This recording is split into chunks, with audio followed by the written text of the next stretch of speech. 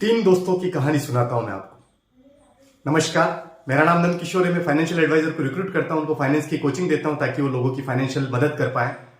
मैं तीन दोस्तों की स्टोरी आपको सुनाना चाहता हूं। तीनों बहुत अच्छे दोस्त थे। एक का नाम राजेश था, एक का नाम सतीश था, एक का नाम राम था।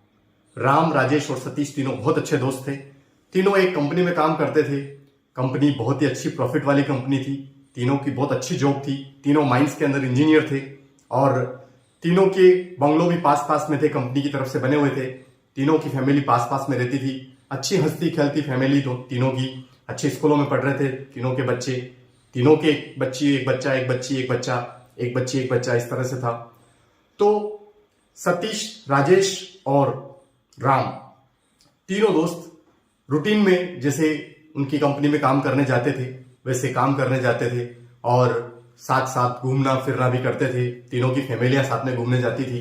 तीनों की यहाँ बाइक काम करने आती थी। तीनों अच्छी गाड़ी थी उनके पास, कार, अच्छे गांव में अच्छे मकान बना रखे थे उन्होंने। अभी यहाँ कंपनी में रेजिडेंस मिला था तो यहाँ रहते थे। अच्छे क्वार्टर्स थे उनके और अच्छी सैलरी, अच्छी जिंदगी चल रही थी। एक दिन क्या हुआ कि माइंस में जब उतर रहे थे तो टेक्निकल फॉल्ट की वजह से माइंस का जो लिफ्ट था, लिफ्ट गिर गया।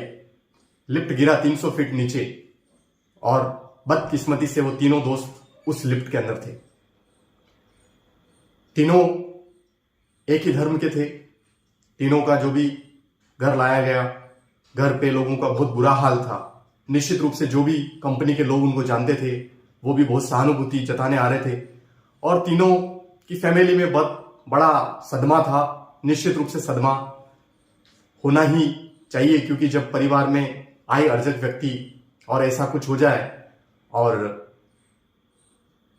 उस परिवार के ऊपर पहाड़ गिर जाता है दुखों का।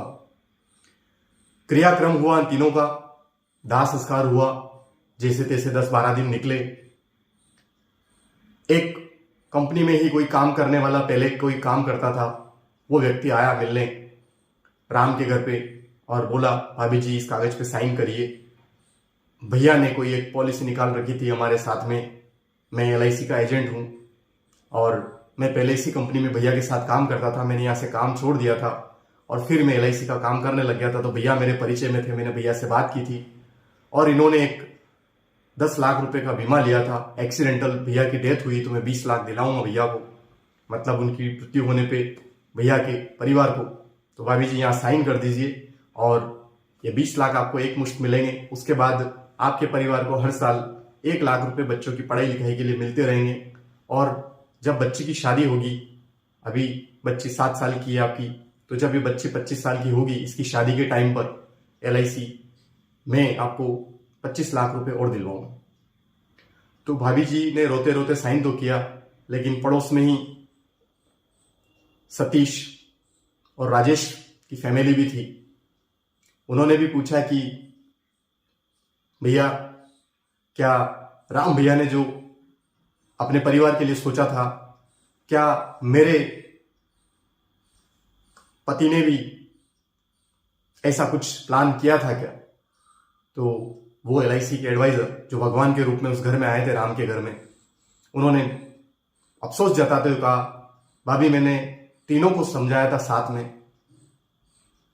राजेश भैया ने तो फॉर्म भी भरवा लिया था, बोलते हैं दिवाली का बोनस आएगा दूंगा, मेरी सैलरी बढ़ जाएगी तो दूंगा, और उन्होंने पैसा जमा नहीं कराया तो मैं उनकी पॉलिसी जमा नहीं करा पाया। राम भैया ने मुझे सारा पैसा एक ही दिन, पहले ही दिन मीटिंग की, पहले ही दिन प्लान समझ में आ गया इनको। इन्होंने कहा परिवार के लिए कुछ होना चाहिए, हम थोड़ा रिस्की काम करते हैं, माइंस के इंजीनियर हैं। तो राम भैया के परिवार को तो ऐसा हादसा होने पर, राम भैया तो नहीं रहे लेकिन राम भैया के परिवार को एक बहुत बड़ा संबल मिला उस टाइम। 20 लाख रुपए एक साथ मिलना उस परिवार के लिए दुखों का पहाड़ गिर गया था। अब क्या होगा? भाभी को भी पता नहीं था कि ऐसी पॉलिसी राम भैया ने निकलवा रखी है।